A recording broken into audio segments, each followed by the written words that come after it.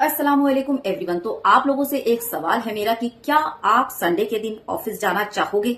Sunday को आपका working day होना चाहिए? मेरे हिसाब से तो बिल्कुल भी नहीं, क्योंकि मैं खुद एक वर्किंग लेडी हूं और मैं जानती हूं कि संडे की क्या इम्पोर्टेंस है, क्या अहमियत है। एक वर्किंग वुमन के लिए या वर्किंग मैन के लिए संडे क्या उसकी जिंदगी में कितनी अहमियत रखता है। हफ्ते के पूरे 6 दिन जो है वो एक हार्ड वर्क करने के बाद जो एक संडे आता है उसकी क्या अहमियत है, ये मुझे बहुत अच्छे से पता है। इसलिए मैं तो बिल्कुल भी नहीं जाना चाहूंगी संडे को काम करने के लिए। तो बता दूं कि ये सोचा मैं बिल्कुल नहीं छोड़ रही हूँ और ना ही मैं किसी वो मालिक वगैरह को वो ऑफिस के जो है उनको बहका रही हूँ, वरगला रही हूँ, ऐसा कुछ भी नहीं है। ये कहना है L&T के हेड का। उन्होंने कहा कि जब मैं संडे काम कर सकता हूँ तो मेरे जो एम्प्लॉइज हैं, जो मेरे अंडर काम कर रहे हैं, वो क्यों काम नहीं कर सकते संडे?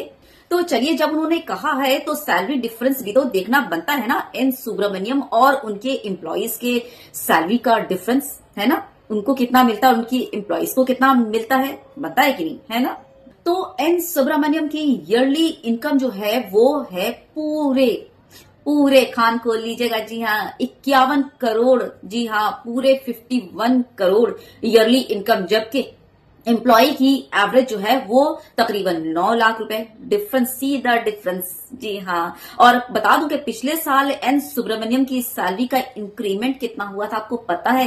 पूरे 43%। कोई मामूली नहीं होता ये 43%, आप अंदाजा लगा ही सकते हैं। और उसी के मुकाबले में एक एवरेज एम्प्लॉय की सैलरी कितनी परसेंट बढ़ी, आपको पता है? सिर्फ 1%, वो भी इन्फ्लेशन से, वो भी कम। क्या बोलूं। और तो और एन सुब्रमण्यम का कहना यह भी है कि आखिर इन एम्प्लॉइज को संडे करना ही क्या है, कितना बीवी के मुंह तकेंगे और कितना क्या करेंगे, है ना। उससे तो भला कि वो जो है संडे को अपना काम कर ले, है ना। मतलब जैसा कि आमतौर पर संडे को रेस्ट करते हैं, थोड़ा माइंड फ्रेश होता है ना, वो सब कुछ नहीं करना है। संडे को भी काम में झोंक दो। और उसके बाद जो मंडे आता है उसका क्या?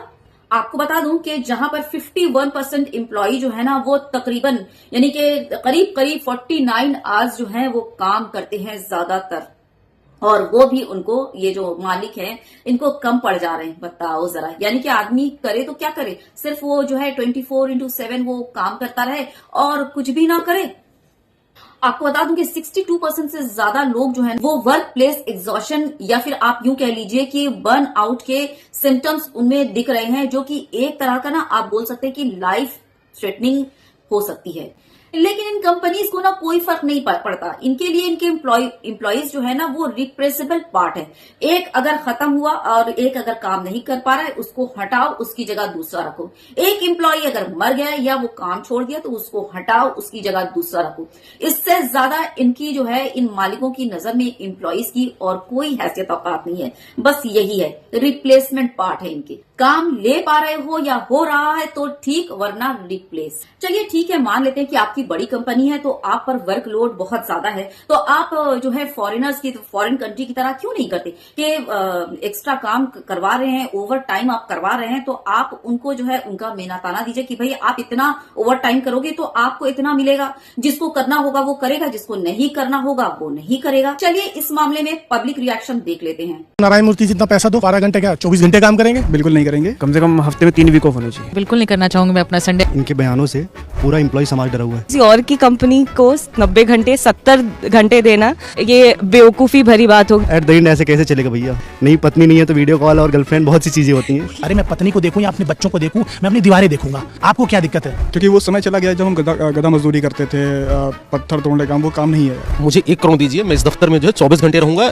मैं पूरा साल यहीं रहूंगा, ठीक है। नॉट एट ऑल प्रैक्टिकल नहीं है चीज। तो क्या आपको पता है इन एम्प्लॉइज को ना कोई रेस्ट वो वाला डे, मतलब कोई हॉलीडेज नहीं, बल्कि मंडे से लेके संडे तक पूरा काम करवाओ और इनको घर आने ही ना दिया जाए। इनको कोई लंच ब्रेक नहीं, इनको कोई वो जो है वो क्या बोलते हैं ब्रेकफास्ट नहीं, कुछ भी नहीं। इनको बस ऑफिस में रहना और काम करना है, कोई चाय नाश्ता नहीं, कुछ नहीं, कोई ब्रेक वगैरह नहीं। हाँ, इनको अगर वॉशरूम की जरूरत पड़ती है तो वॉशरूम के लिए इनको 30 सेकेंड मिलेंगे सिर्फ और सिर्फ। और अगर ये 30 सेकेंड से ओवर कर देते हैं तो उसके लिए उनकी सैलरी में से कट होगा।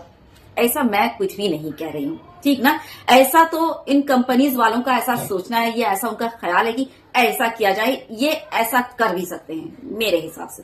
क्योंकि देखिए क्या है ना कि एम्प्लॉइज को तो बस सिर्फ काम करना और काम कर करके ऑफिस में ही अपना दम तोड़ देना है, मतलब मर जाना है ना। तो तभी कोई बात बनेगी, तभी लगेगा कि हाँ भाई ऑफिस में काम हो रहा है और इनका जो है वो वर्कलोड वो कम हो रहा है और इनकी जो है वो खपत बढ़ रही है, इनकी कंपनी बड़ी से और बड़ी बढ़ती ही चली जा रही है, बड़ी तर होती चली जा रही है ना। भाई ऑफिस में जो है ना वो एम्प्लॉइज की लाशें बिछनी चाहिए, लाशें, तभी ऐसा लगेगा कि ये हमारा जो देश है ना वो डेवलप कर रहा है और तभी इन जैसे मालिकों को लगेगा कि इनके ऑफिस में ना काम हो रहा है, वो भी कुछ, तब भी ये सेटिस्फाई नहीं होंगे, तभी भी इनको लगेगा कि कुछ हो रहा है, कुछ हो रहा है।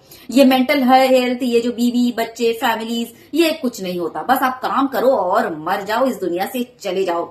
आपकी क्या राय इस बारे में जरूर बताइएगा। वैसे मैं इस मामले में कुछ जरूर कहना चाहूंगी।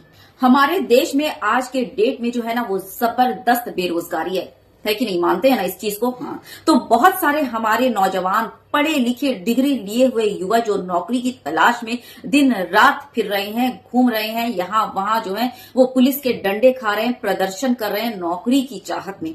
तो आप जो ये जो एक एम्प्लॉइज पर 50 घंटे के काम को 90 घंटे करने का आप जो सोच रहे हैं, जो चाह रहे हैं, तो इन 40 घंटों के काम जो आप जो बढ़ा रहे हैं, वर्कलोड वर्क प्रेशर अपने एक एम्प्लॉय पर, तो क्यों ना आप एक नई और फ्रेश वर्किंग टीम तैयार कर लीजिए इन एक्स्ट्रा 40 घंटे के लिए। हमारे देश के पढ़े लिखे युवा जो अपने हाथ में सर्टिफिकेट लिए नौकरी की मांग करने पर जो है पुलिस के डंडे खा रहे हैं, यहाँ वहां इधर उधर भटकते फिर रहे हैं, उनको नौकरी की जरूरत है। उन लोगों के लिए नौकरी के रास्ते आप क्यों नहीं खोल देते। L&T कंपनी जो कि एक बहुत बड़ी और नाम की हुई कंपनी है, क्यों ना इस कंपनी से ही शुरुआत की जाए। आप ही शुरुआत कर लीजिए, है ना, इस चीज की कि ओवर टाइम के लिए एक फ्रेश आपकी टीम तैयार रहे। या अगर कोई आपका ही एम्प्लॉइज में से कोई ओवर टाइम करना चाह रहा है तो उसके लिए आप उसको एक जो है हैंडसम अमाउंट जो है वो ऑफर दीजिए, ताकि वो आपके ओवर टाइम को खुश दिली से करे,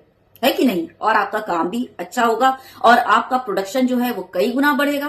क्या ख्याल है इस बारे में। खैर मैं तो कुछ भी नहीं हूं और आप ये सारे सब स्कीमें आप लोग बेहतर समझ सकते हैं, ऐसे ही तो नहीं इतनी बड़ी आप कंपनी चला रहे हैं, ये सब पैतरे और ये सब हथकंडे आप बेहतर समझते हैं, लेकिन वो क्या है ना, क्या ही बोला जाए।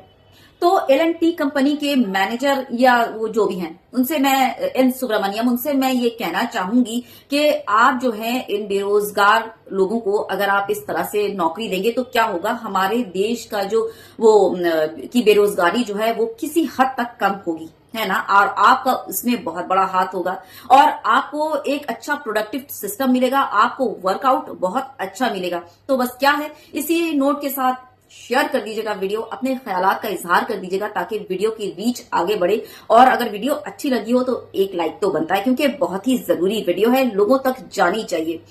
शेयर कर दीजिएगा, दोनों चैनल सब्सक्राइब कर दीजिएगा, क्योंकि आपके सपोर्ट की अशद जरूरत। इस चीज को बिल्कुल जो है वो नजरअंदाज मत कीजिएगा, एक अच्छे कॉज के लिए है। बस यहीं पर अपनी वीडियो खत्म कर रही हूँ। Take good care of yourself. जय हिंद, अल्लाह हाफिज।